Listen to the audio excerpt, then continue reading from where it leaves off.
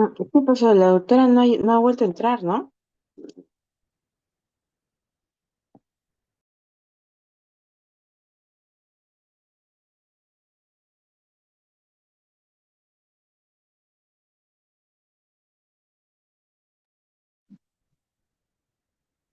Doctora Pilares,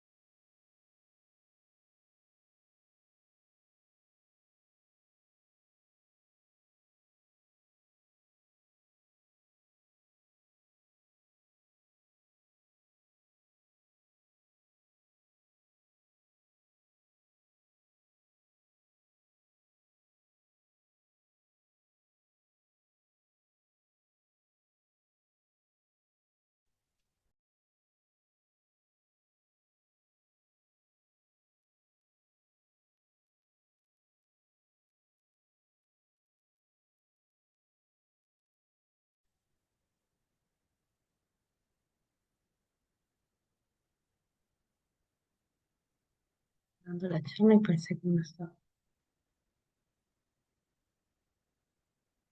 Ok, ok, disculpen chicos, me salí de la clase y pensé que estaba dándola ya. Muy bien, vamos a hablar sobre la atención integral del adolescente y depresión. Estos son los temas que vamos a tratar hoy día. La adolescencia es un periodo de transición entre lo que es la niñez y la edad adulta. La adolescencia comienza con la pubertad, que es el proceso que lleva a la madurez sexual. Los cambios biológicos que indican el final de la niñez producen un rápido crecimiento en lo que es estatura, peso y logro de la madurez sexual. Tenemos como definición de adolescencia por la OMS de 10 a 19 años, la etapa temprana de 10 a 14 y la tardía de 15 a 19. El código niño adolescente va de 12 a 17 años, 11 meses y 29 días. El código niño adolescente es el que nos rige en el Ministerio de Salud. Actualmente vamos a ver de que hay como una nueva tendencia a pensar de que los adolescentes sean hasta los 24 años, que es es la etapa final, donde se termina de desarrollar la corteza frontal cerebral. Entonces, están por cambiar este concepto de la OMS y de repente de acá a unos años van a leerlo que sí, ya se logró cambiar, ¿no? Muy bien, entonces cuando yo atiendo a adolescentes tengo una atención integral. ¿Por qué? Porque el adolescente generalmente es un paciente sano y asiste a la consulta pocas veces. No es muy común tenerlo en la consulta. Cuando yo lo tengo en la consulta, mi consulta va a estar orientada sobre todo a lo que es la promoción y la prevención y a orientarlo sobre estos temas. Cuando yo atiendo a adolescentes, mis conceptos fundamentales a tener en cuenta son, uno, salud integral. Yo hablo de salud integral porque comprende una evaluación biológica, psicológica y social. Tengo que tener una atención interdisciplinaria porque hay interacción entre los profesionales de la salud de las diferentes áreas. No solo el pediatra ve adolescentes, también lo hace el psicólogo, la nutricionista, el psiquiatra, el endocrinólogo, de acuerdo a la patología que tenga el adolescente. Intersectorial porque en la atención del adolescente no solo atiende el Ministerio de Salud, como el adolescente tiene enfermedades que van más allá de lo que es la salud, tienen que estar incluido educación, Ministerio de Justicia, Ministerio de Trabajo, con un enfoque de riesgo, buscando estrategias para identificar cualquier riesgo que pueda afectar el desarrollo de mi adolescente y recordar siempre que el adolescente es una persona vulnerable, que tiene mucha posibilidad de que se pueda producir riesgos o daños en su crecimiento. Entonces, el factor de riesgo justamente es cualquier circunstancia biológica, psicológico, social que puede afectar o hacer que mi adolescente sufra algún daño, Pero también existen los factores protectores, que son características, ¿no? de un individuo, de una familia o una comunidad que favorecen el desarrollo adecuado. Por ejemplo, una familia bien constituida es un factor protector. Un adolescente que estudia a la edad que él tiene 16 años y está en quinto de secundaria, es un factor protector. La educación es un factor protector. También hay adolescentes con comportamientos de riesgo, ¿no? Por ejemplo, vemos las barras bravas, vemos chicos que pueden estar eh, alcoholizándose o tomando drogas. Entonces, son alteraciones en su conducta o situaciones repetidas que pueden comprometer su desarrollo. Y en adolescencia y en muchos temas en salud se habla de oportunidad perdida, porque cada persona que acude a un centro de atención de médico tiene que tener una atención conjunta, integral, de tal forma de que veamos su estado integral, cómo están sus vacunas, cómo está su desarrollo social, psicológico, mental, ¿no? Para poder disminuir los factores de riesgo. Entonces, como sabemos, los adolescentes son personas jóvenes, son generalmente saludables, es por ello que nuestra atención debe de reorientarse a lo que es la promoción y la prevención. Cuando yo atiendo a adolescentes, tengo que tener algunas características de la consulta adolescente. La confidencialidad es una de ellas. Cuando él me cuenta algo o antes de empezar la consulta, yo le digo, lo que tú me digas no va a salir de mi consulta. Pero yo puedo romper esa confidencialidad en algunos casos importantes. Por ejemplo, el adolescente me dice que, es- que está embarazada, tengo que comunicarlo a la familia. O me dice que está consumiendo drogas, tengo que comunicarlo a la familia. O me dice que quiere suicidarse, con mayor razón debo comunicar a la familia. Tiene que ser una consulta privada, ¿no? Por eso que hay espacios especializados para ellos. Tenemos que brindar la mayor información posible, en lo posible tener una buena relación, tener empatía. Si no te gusta atender a adolescentes, mejor no hacerlo. Anticiparnos, para eso es la educación para la salud, y de forma integral, mediante el trabajo en equipo, no solamente el adolescente, también incluir a los familiares y a los educadores para asegurar una atención multidisciplinaria adecuada.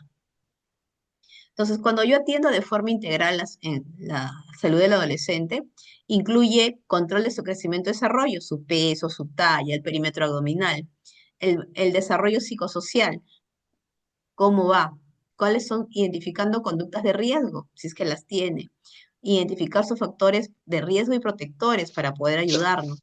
Le damos orientación y consejería y derivamos a especialistas. Entonces, la evaluación del adolescente es integral, no nos olvidemos de esto, es biopsicosocial.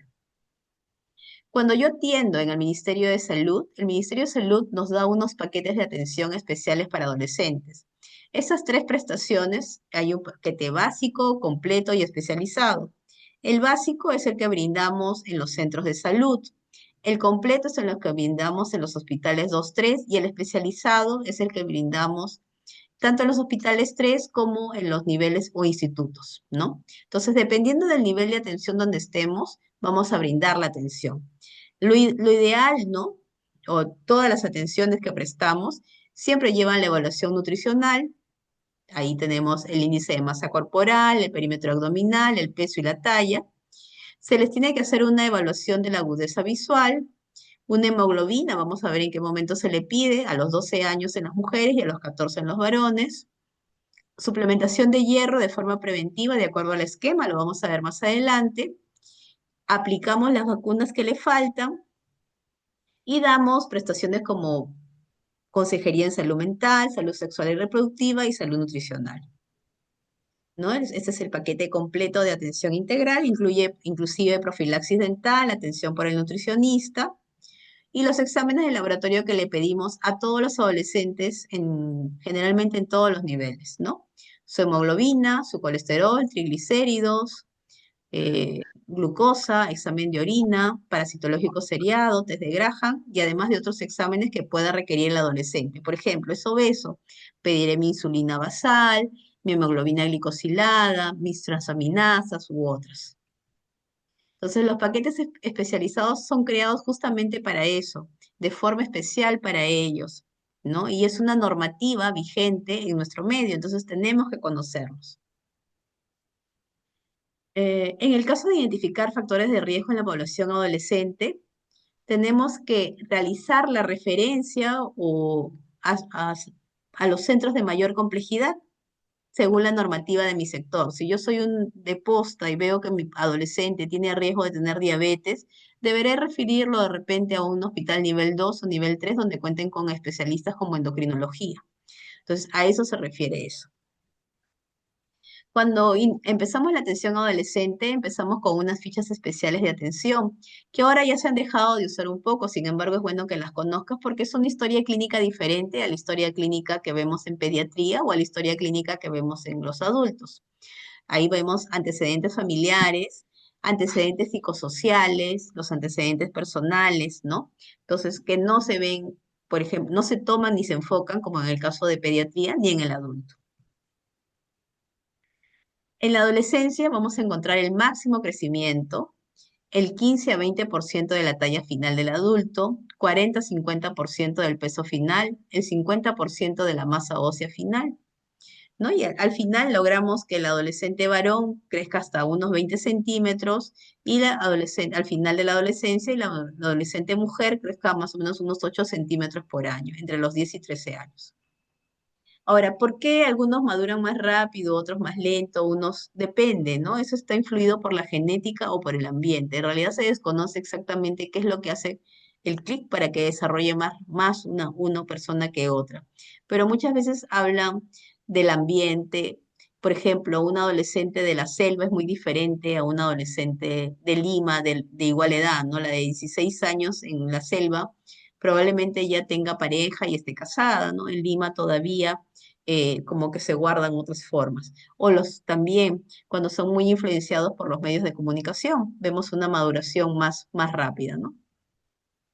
Entonces, es una etapa de máximo crecimiento. Vemos que para evaluar el estado nutricional tenemos lo que es el perímetro abdominal y el índice de masa corporal, pero también tenemos que hacer una historia nutricional adecuada, ¿no? Recordemos, el 75 a 80% de los adolescentes obesos van a seguir siendo obesos de adultos. Entonces es importante nuestra atención preventiva promocional en esta etapa para evitar eso. Vemos las tablas del índice de masa corporal que utilizamos, que ya saben que son especiales para adolescentes y para niños de 2 a 20 años, ¿no? Tanto para mujeres y para hombres. Esto es importante que recordemos. El pico de almacenamiento es en la adolescencia tardía. Las mujeres tenemos menor masa ósea que los varones y si somos sedentarias tenemos 15% menos de masa ósea. Por eso es importante que en la prevención indiquemos que tienen que tener compuestos de calcio, ¿no? Huevo, queso, yogur, leche, ¿no? Pero tienen que tener compuestos de calcio. El control físico, el oftalmológico va a ser anual, el dental también es anual, la hemoglobina en mujeres es a los 12 años y en varones a los 14, y bueno, tenemos las tablas de presión arterial de acuerdo a la edad, ¿no? Con sus máximas. Si hacemos el control físico, si son sexualmente activos en mujeres, el papanicolado se realiza al tercer año del inicio de las relaciones sexuales y el examen ginecológico debe ser anual. Si ya empezó relaciones sexuales, tengo que hacer estudio de enfermedades de transmisión sexual y VIH-Sida. El examen físico tiene que ser con paciente descubierto, con permiso, con cuidado, con gestualidad y mucho respeto. Y tenemos que buscar las patologías más frecuentes. Por ejemplo, en mujeres, bocio, desarrollo de mamas en varones, la ginecomastia, problemas de columna como la escoliosis, ¿no? Que son las patologías más frecuentes en ellos. Pero una patología que ahora también es muy frecuente en nuestros adolescentes es la anemia. Entonces, para yo hablar de anemia en adolescentes, mujeres y varones de 12 a 14 años, tiene que ser un nivel mayor a 12. En varones de 15 años a más, mayor a 13, y en mujeres no gestantes de 15 a más, mayor a 12. Esos son nuestros valores para decir que mi paciente está sin anemia. Y obviamente tenemos la clasificación para leve, moderada y severa. Si yo tengo una mujer adolescente de 12 a 17 años, le debo de administrar eh, con anemia, ¿no? perdón, de forma preventiva, ¿no? El manejo preventivo de la anemia en mujeres de 12 a 17 años, tenemos que darle el tratamiento con una tableta de 60 miligramos de hierro elemental más 400 de ácido fólico 2 veces por semana, ¿no? Son 2 veces por semana durante 3 meses continuos cada año.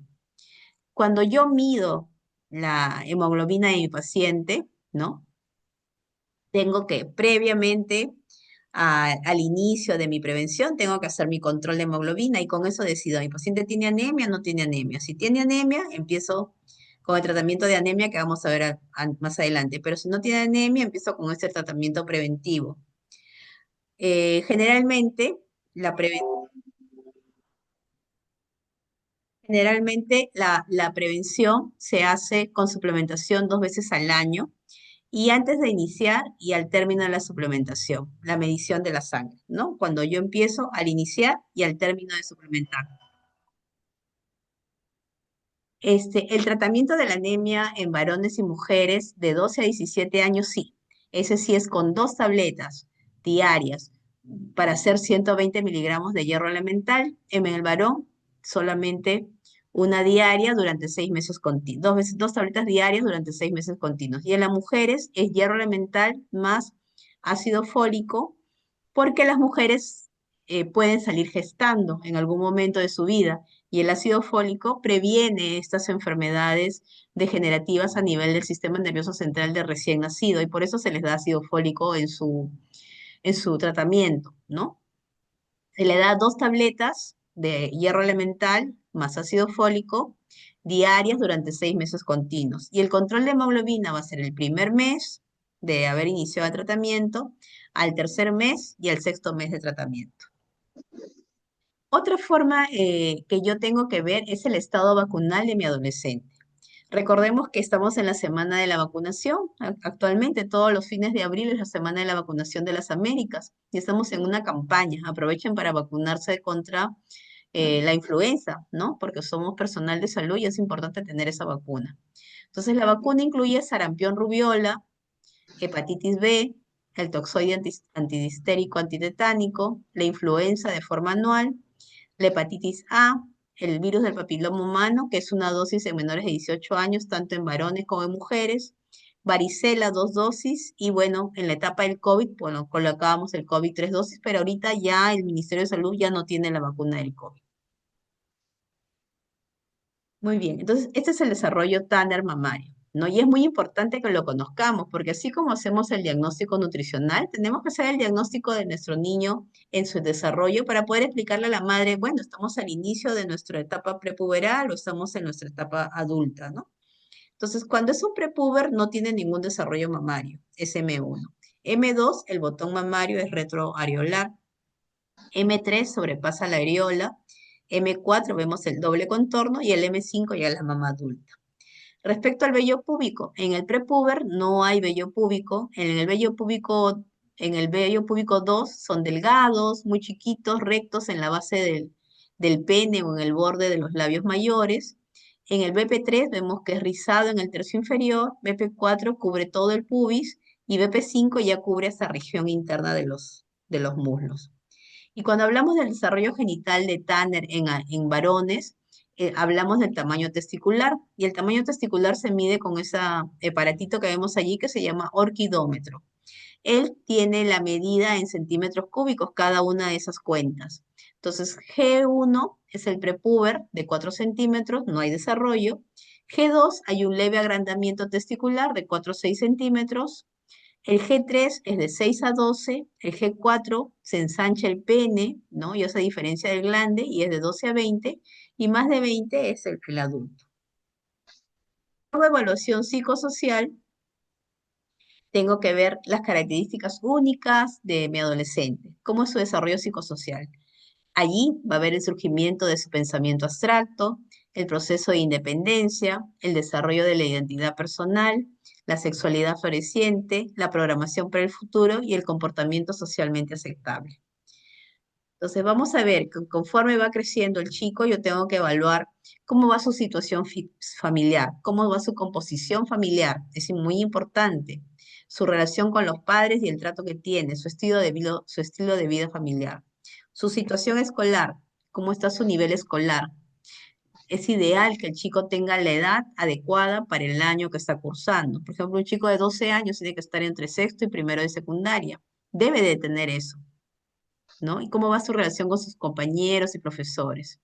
En lo social, ¿qué edad tienen sus amigos? Es importante que tenga amigos de la misma edad, que tenga amigos del mismo de ambos sexos, ¿no?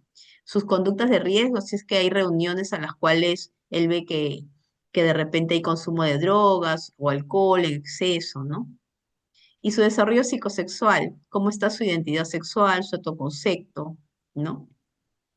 Conductas de riesgo, si es que consume drogas o tiene amigos que consuman drogas, su promiscuidad, si hay que delincuencia, la vida deportiva, qué deporte practica, si es que pertenece a algún club especial, ¿no? ¿Qué actitud tiene frente a los conocimientos dietéticos y deportivos, ¿no? Porque a veces también se obsesiona mucho con la dieta y con el bajar de peso. Entonces, hablando de factores de riesgo, tenemos familias que no funcionan bien, las disfuncionales, familias desestructuradas sobre todo, violencia familiar, padres adictos al alcohol o drogas, bajo nivel de instrucción de los padres, problemas de aprendizaje, bajo rendimiento escolar, abandono escolar, compañeros adictos a drogas, compañeros con actividades delictivas, pobreza y poca socialización. Hablando de factores protectores, tenemos el buen funcionamiento familiar, familia estructurada, educación formal, de acuerdo a la edad que tiene, está cursando su colegio, su universidad, educación de salud y derechos, tienen que conocerlos, tener aprendizaje de habilidades sociales como una buena autoestima, valores, comunicación asertiva, acceso a servicios de salud adecuados, adecuada nutrición, tener un trabajo apropiado de acuerdo a la edad que tienen, practicar deportes, actividades artísticas y redes de apoyo social. Y también tenemos adolescentes con conductas de riesgo, aquellos que consumen alcohol, tabaco y drogas, pero son los menos. Menos del 3% de todos los adolescentes tienen estos problemas. Conducta violenta, delictiva, deserción escolar, promiscuidad sexual, actividad sexual sin protección, embarazo precoz, ideación suicida. El adolescente no es malo, generalmente son adolescentes buenos, son adolescentes que están teniendo un buen desarrollo, ¿no? Pero a veces los etiquetamos por lo que vemos en la televisión. En conclusión, la atención integral con el adolescente tiene que ser biopsicosocial. Las características de la atención implican la confidencialidad, la cual se puede quebrantar solo si el adolescente así lo decide o si está en riesgo la vida de él mismo. Una característica de la atención adolescente es que debe ser multidisciplinaria, no solamente atiende el pediatra al adolescente. En adolescentes mujeres es importante la prevención de la anemia. Todos los años, 3 meses, debe de recibir su hierro 2 veces por semana. Es importante vigilar su estado vacunal, derivar a otros especialistas que están preparados para atender a adolescentes cuando no podemos o los casos son muy difíciles, y dar orientación a los padres sobre la conducta de los hijos y sobre la dinámica propia familiar adecuada para favorecer un desarrollo normal. Muy bien, esa es la clase de adolescencia. No sé si hay alguna pregunta o continuamos con depresión. Bien, continuamos con depresión entonces. Vamos a hablar un poco de estos temas. Entonces, cuando yo hablo de la neurobiología de la dopamina y serotonina, estoy hablando de algunos factores que pueden producir depresión. Entonces, la serotonina y la dopamina son neurotransmisores claves para funciones distintas pero complementarias en el sistema nervioso. La dopamina impulsa la motivación, la recompensa y el placer. Tiene el sistema de recompensa. Entonces, cuando yo hablo de adicciones, hablo mucho de dopamina. Y la serotonina es aquella que regula el estado del ánimo, la calma y el equilibrio emocional. Entonces, cuando yo hablo de serotonina, hablo un poco, puedo hablar de depresión, de ansiedad, de cualquiera de estas patologías o tristeza que están reguladas por la serotonina. Entonces, ambas influyen en el comportamiento, en el sueño, en el estado de conocimientos, requiriendo estar siempre en un equilibrio para una adecuada salud mental. Entonces, ambas sustancias se consideran hormonas de la felicidad y su equilibrio es crucial para la salud mental. Entonces, la dopamina es el acelerador.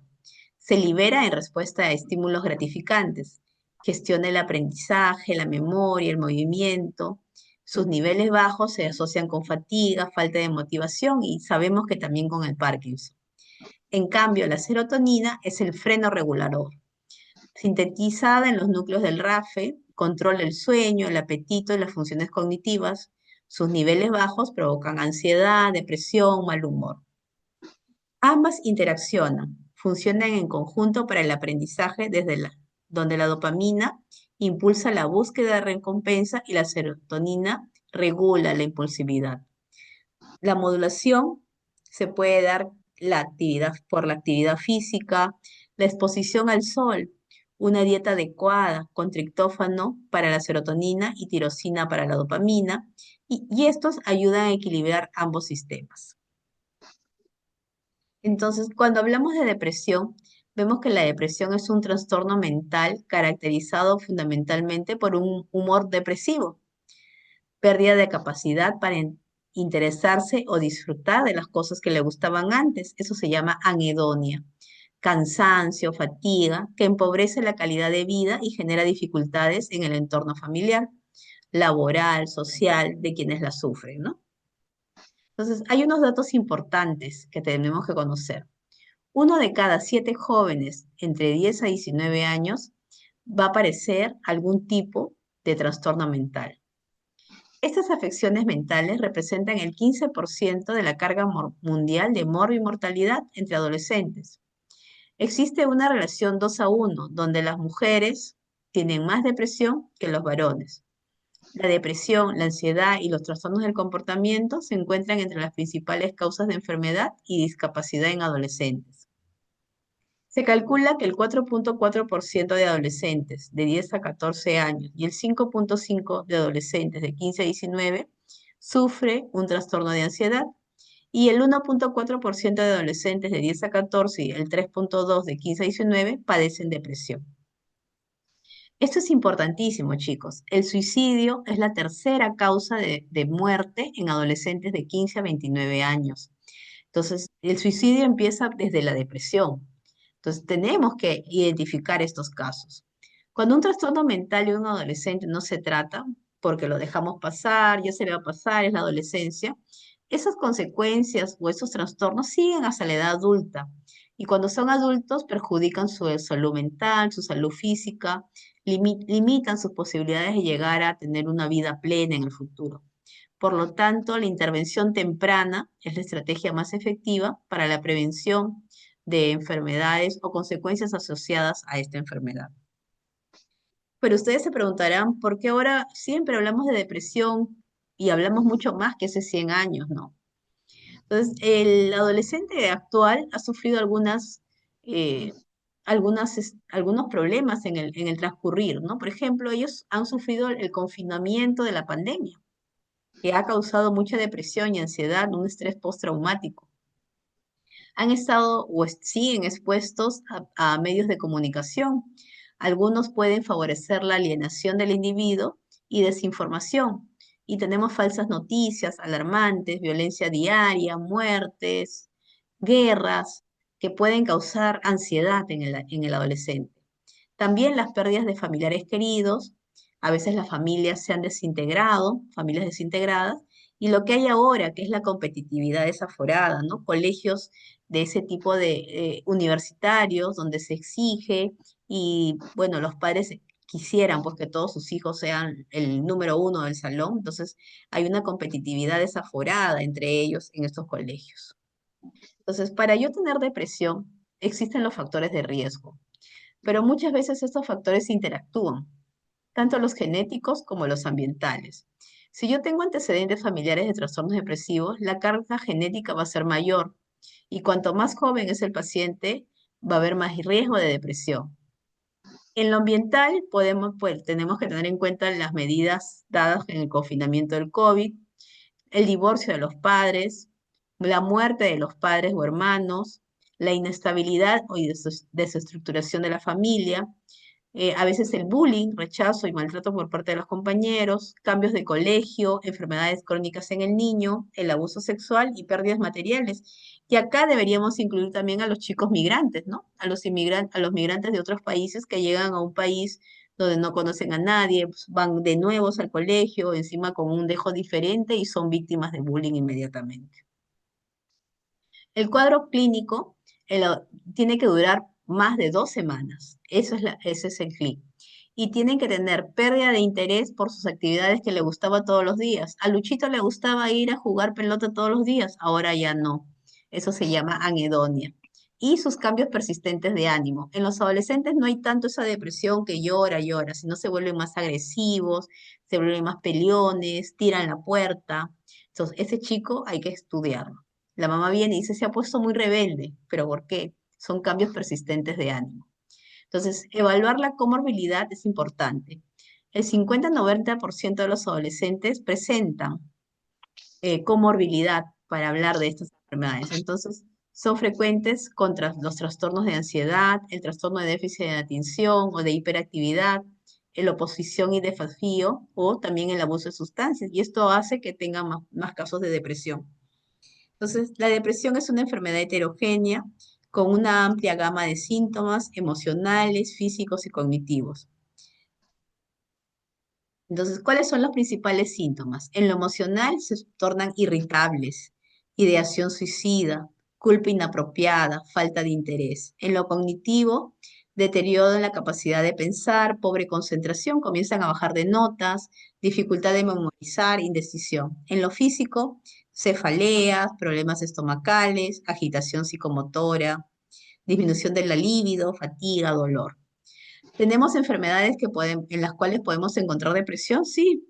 Por ejemplo, en las infecciosas, en las neurológicas, en las endocrinas, con algunos medicamentos que también producen depresión y algunas como por ejemplo el exceso de drogas, de alcohol, de lupus, por ejemplo, porfiria, uremia.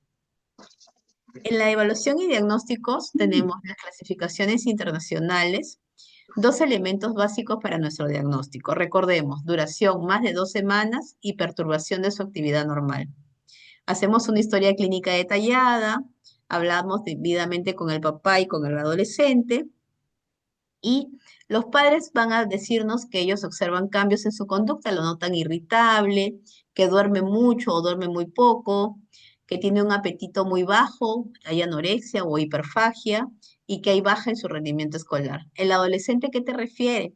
Te cuenta que tiene tristeza, deseos de llorar, que se siente solo, que no puede concentrarse bien y que no puede disfrutar las cosas que normalmente le gustaban hacer. Entonces, dependiendo de la edad que tenga mi paciente, su desarrollo cognitivo, me contará qué es lo que siente. Cuando yo hablo del tratamiento, tengo que ver que el tratamiento sea un tratamiento multimodal, no solamente un tratamiento farmacológico, sino también que necesito de psicoterapia. No se cura, a veces podemos solamente darle psicoterapia, dependiendo si estamos frente a un leve, moderado o severo, ¿no? Pero generalmente hay una psicoeducación y las intervenciones son psicoterapéuticas. El objetivo de mi tratamiento va a ser que se remitan los episodios, ¿no? Y la elección del tratamiento dependerá de varios factores. Una muy importante es la etapa del desarrollo en que se encuentra mi adolescente. Es adolescente temprano o tardío.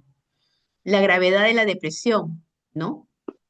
Los recursos disponibles que tiene para poder comprar medicamentos o seguir sus psicoterapias, la historia que ha tenido de tratamientos previos, si es que tiene enfermedades comórbidas, por ejemplo, la hiperactividad, el consumo de drogas, va a hacer que mi tratamiento definitivamente va a ser mucho más difícil. ¿Cómo es la dinámica familiar y ambiental? Y las preferencias, también hay que preguntarle qué prefieres, tratamiento farmacológico o ir a tus psicoterapias. Entonces, la psicoterapia y lo farmacológico se ayudan, pero no van solas. Tenemos que tener el apoyo familiar y la colaboración también de los profesores del colegio. Entonces, mi psicoterapia puede ser efectiva o puede ser inefectiva.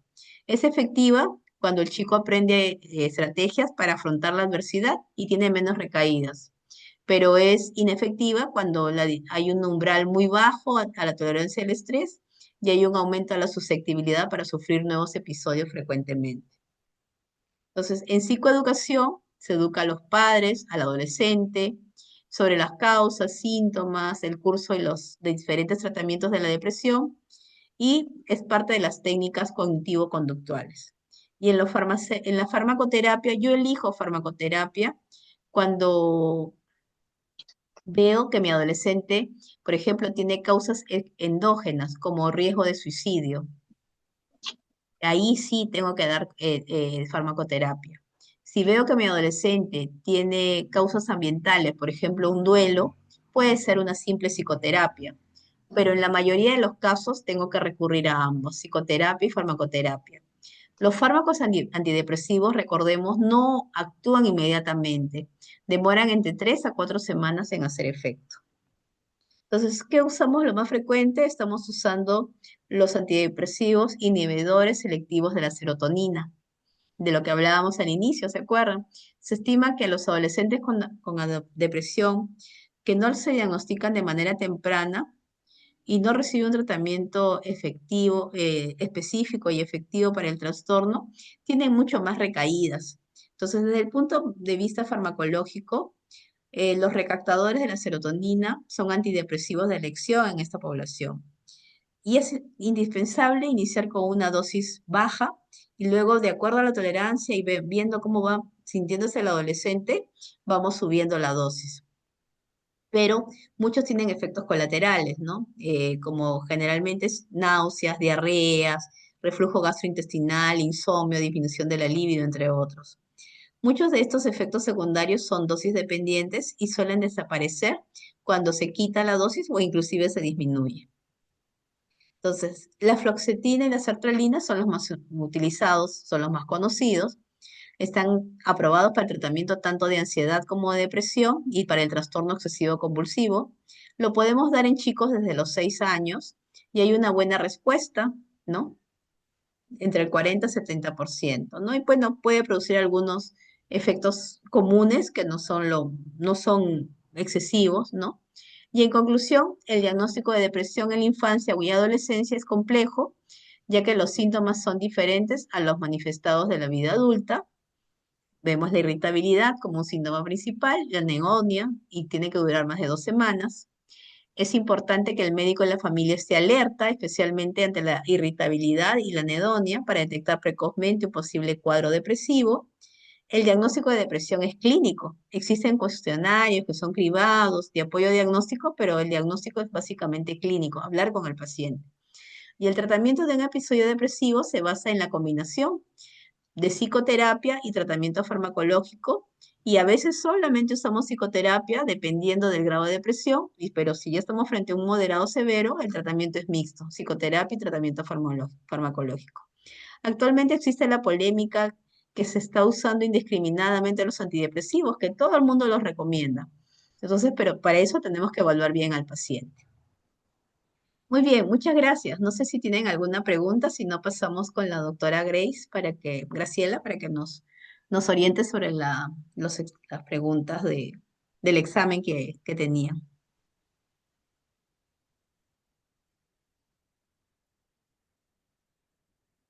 Muy bien.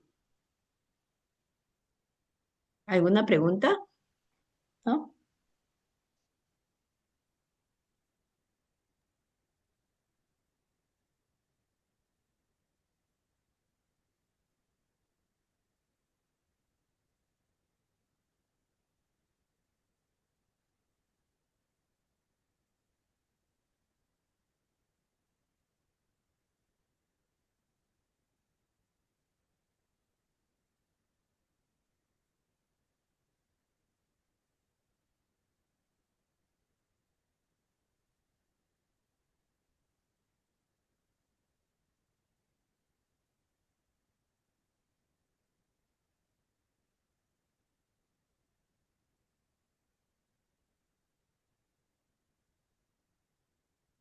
Voy a compartir pantalla para poder proyectar el examen. Gracias, doctora Isabelita.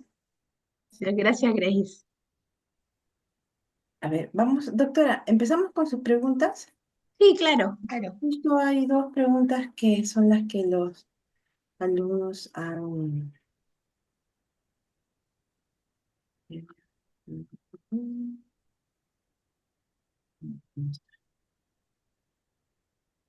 Repito.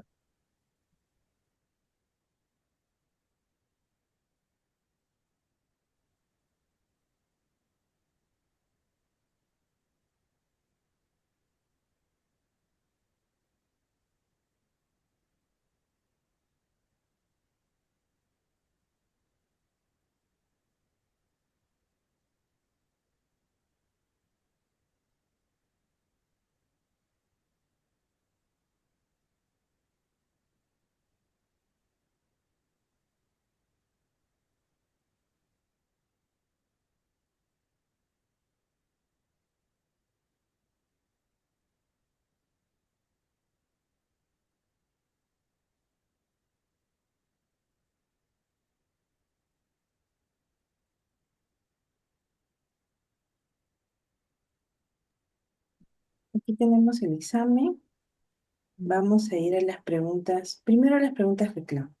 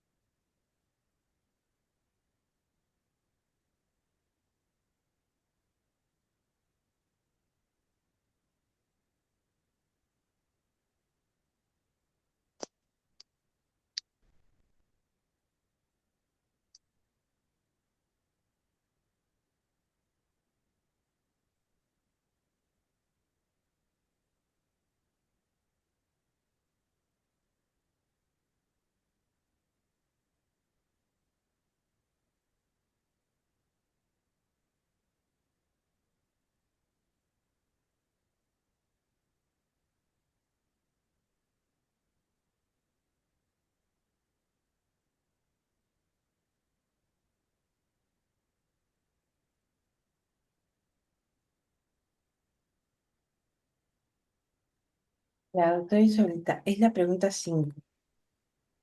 Ya, a ver. ¿Le pongo más grande? Sí, por favor. Ya, pregunta 5. ¿Ahí hay reclamo? Creo que no, ¿no? En esta no. Sí, sí, sí, reclamo. ¿Sí? En esta también. Ya. Un niño de 1 año 10 meses con un peso de 8,5, una talla de 80 centímetros.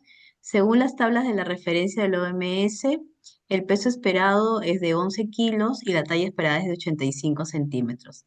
Hacemos nuestras fórmulas, ¿no? ¿Se acuerdan del peso para la talla? Cae en 77 y la talla para edad es en 94. Eh, si recordamos las tablas, 77,94 hacen el cruce en lo que es desnutrición crónica reagudizada. ¿Estamos bien? De repente porque hay doble desnutrición crónica reagudizada y han copiado doble. Ellos ponen la clave, los alumnos ponen la clave desnutrición aguda severa. No A puede ver, ser. alguien de los que están presentes que puedan justificar este reclamo.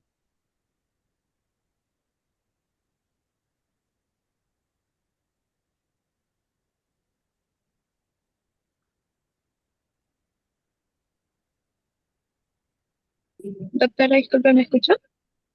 Sí, Sí, te permítame. escucho, claro. ¿Qué tal? Buenas noches. Creo que le mandé con todas las justificaciones en el Sí, Word. sí, sí, pero explícanos, Lo que pasa es que ahí está la tabla y según está la tabla, bueno, nos saldría desnutrición aguda severa. Ya. Hay un cuadrito y bueno, con los Ujú. porcentajes y todo nos salía desnutrición aguda severa. No sé si lo podrían proyectar porque ahí están las justificaciones. Ya, ok. Para talla, peso para talla es 77, ¿no? Y para talla edad es 94. Ya, sí, cae también en desnutrición aguda, puede caer en desnutrición aguda, 77,94. Sí, estoy viendo acá la talla. Ujú. Sí, es punto a favor de ellos, Grace. Es ah, ya, nutrición aguda severa, sí.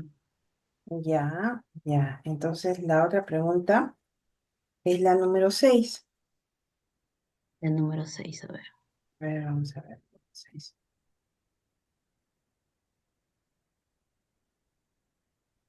Acá está. Ya, es así, ¿no? Porque mayor de 97 percentiles es obesidad, ¿no? Ah, ya, entonces la clave sería la B, que también es a favor del alumno. Ujú. Ya, Si es que han entonces, colocado obesidad, ¿no? ajá, sí. Entonces esa pregunta también que es reclamo es a favor del alumno. Y la otra pregunta es la número 35.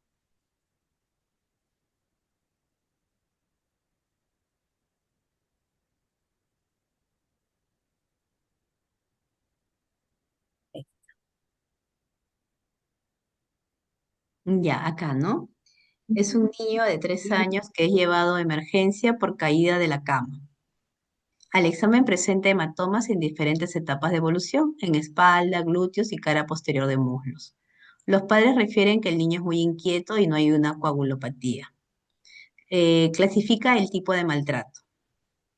Puede ser, creo que ustedes están diciendo que puede ser maltrato físico, pero maltrato físico es cuando yo estoy seguro y que he evidenciado de repente que las lesiones son evidentemente, por ejemplo, un maltrato sexual. Hay lesiones a nivel de genitales. O cuando yo veo, por ejemplo, que el niño ha cambiado en su carácter, el niño está más deprimido o el niño expresa que es víctima de algún tipo de abuso. Eso es cuando hay maltrato físico evidente. O su carácter ha cambiado. Los padres referirían que el niño está más triste, más decaído. Pero aquí yo tendría que sospechar de maltrato, porque sí tengo las lesiones, pero no tengo la evidencia exacta de que las lesiones sean producidas por algún tipo de maltrato. Además, refieren los papás que es un niño muy inquieto, se puede caer de diferentes formas, pero no refieren que haya cambio en su carácter, ¿no? Entonces, ¿qué tengo que hacer ahí? Si yo sospecho de maltrato, citarlo a los 14 días y ver si es que siguen apareciendo nuevas lesiones, si es que el niño está presentando algún cambio en su carácter, si ya no está tan inquieto como antes, ¿no? Y si lo notan más lloroso o no, y sobre todo reportar el caso a mamis de todas maneras y que se realice la visita social a la casa para ver cuál es el estado del niño en su casa, ¿no? Ahí sí tiene que ser sospecha de maltrato, porque no tenemos evidencia de. Maltrato psicológico no entraría en el diagnóstico, falla en la crianza tampoco, ¿no? No hay maltrato, tampoco podemos decirlo, ¿no?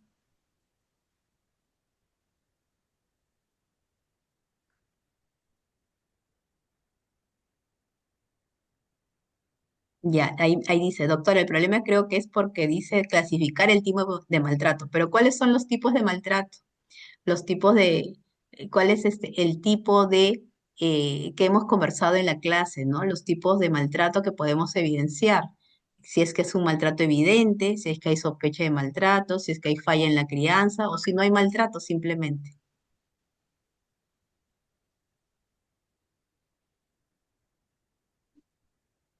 Ya, entonces esta pregunta no sería a Esa favor sí del... es sospecha, sí, definitivamente.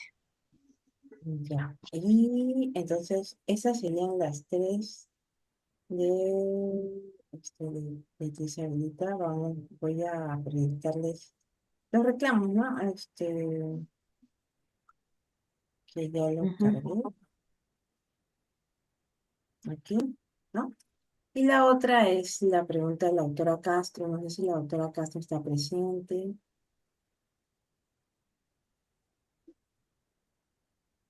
Si no, se las voy a leer porque ya me respondió la doctora. Un niño de 9 años presenta dolor abdominal y se detecta signo de Rousin positivo. ¿Cuál es la base fisiológica de este signo? Dice comprensión de la arteria mesentérica superior, estimulación del nervio vago, distensión del colon descendente, irrita peritoneo inflamado, espasmo de músculos psoas y comprensión del colon ascendente. Entonces, la clave que había dado la doctora es comprensión del colon ascendente, pero sí me dijo que se había equivocado, ¿no? Que Sí estaba bien el reclamo de ustedes, distensión de colon descendente que evita peritoneo inflamado. Entonces, aquí se consideraría la clave C, ¿ya? Tenemos tres preguntas a favor de ustedes, una pregunta que no está a favor de ustedes. Y me dicen si tienen alguna otra duda del examen, alguna otra pregunta que quieran que se les explique. Si está algún doctor presente que quiera justificar su respuesta, la respuesta a su pregunta, también puede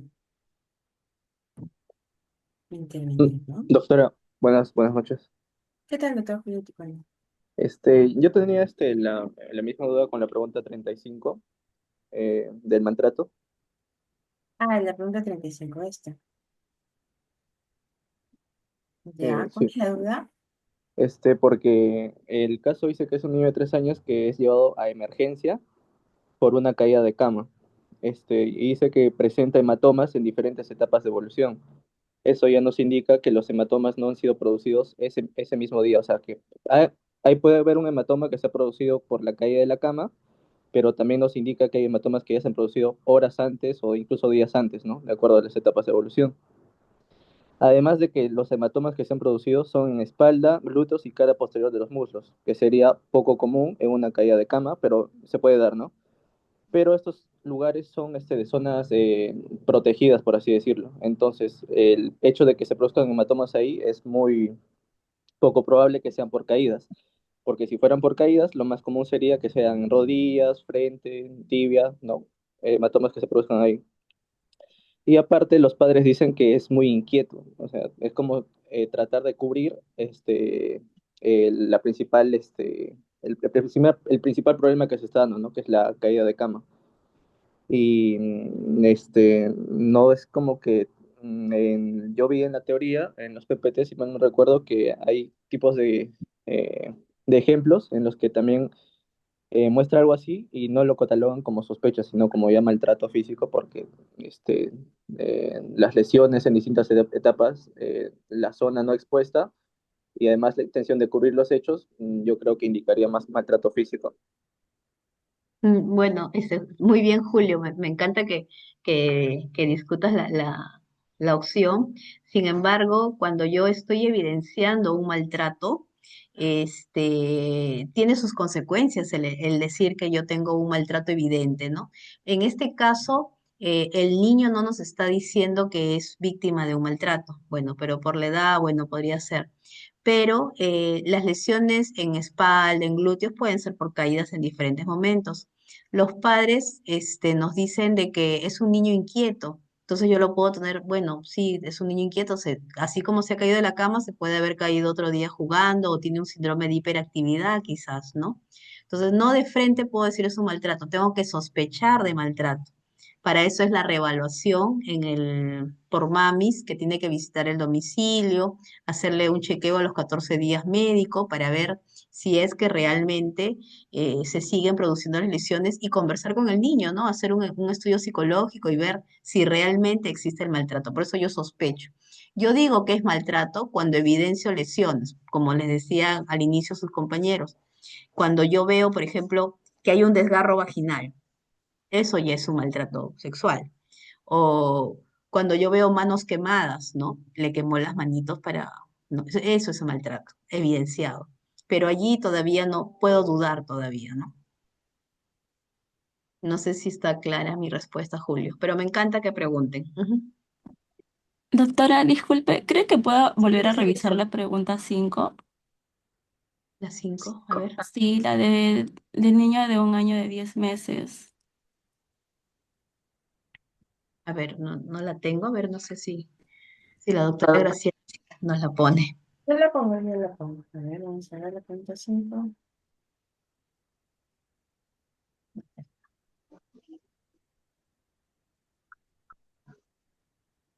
¿Cuál es la duda ahí?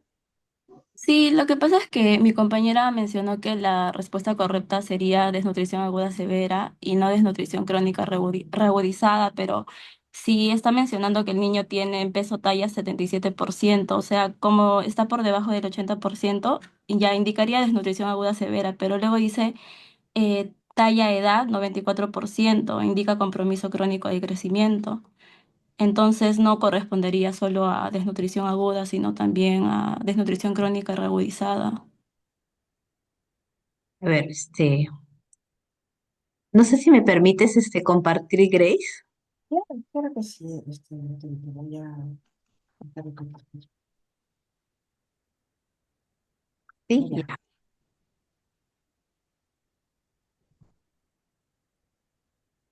Ya, esa es la tablita que hemos tenido cuando hemos hecho la clase, ¿no? ¿Recuerdan? Entonces, cuando yo tengo peso talla 77%, el paciente está aquí. No sé si ven mi... no, no, no. Sí, doctora. 77% es aquí, ¿no es así?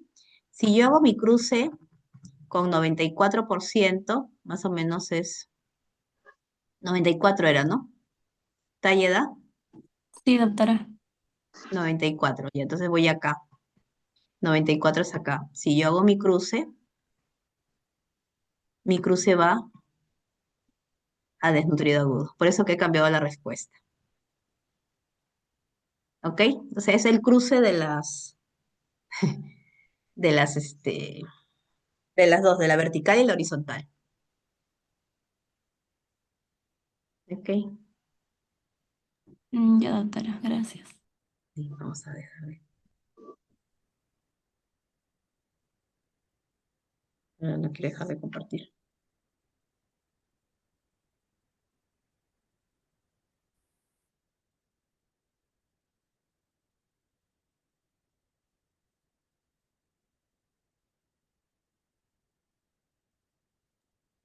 ya. Entonces quedamos en las preguntas que van a quedar.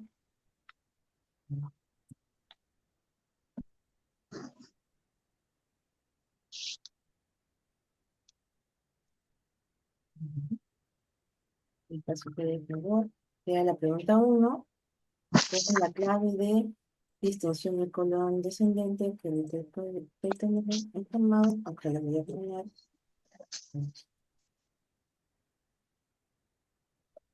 De paréntesis, a favor.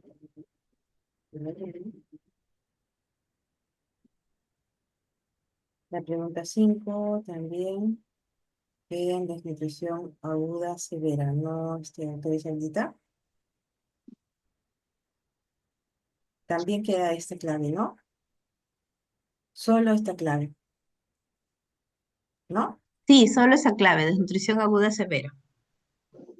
Entonces solamente esta clave a favor del alumno.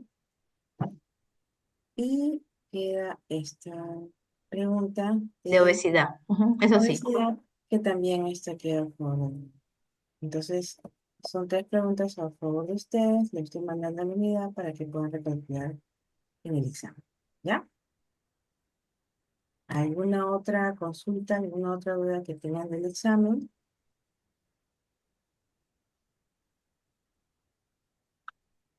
No. Ya.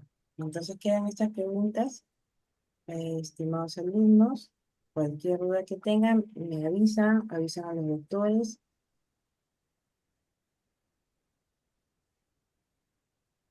Me hubiera gustado que entre el doctor Vela, porque el doctor Vela tenía el porcentaje de los que han aprobado, ¿no? Este, estaba detallado, pero grosso modo me dijo que de este examen de pediatría, el 87% de su grupo había aprobado, ¿ya?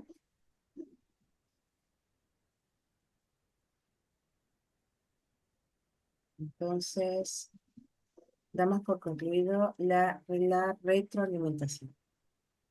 Ok. Buenas Gracias, noches. gracias Buenas a noches los con todos. no presentes. Danielita, por favor, me pasa la asistencia. Disculpe, doctora. Me pasa la asistencia. Claro. Ah, sí, no se preocupe. Ok, Listo. Ya, hasta gracias. luego. Cuídense.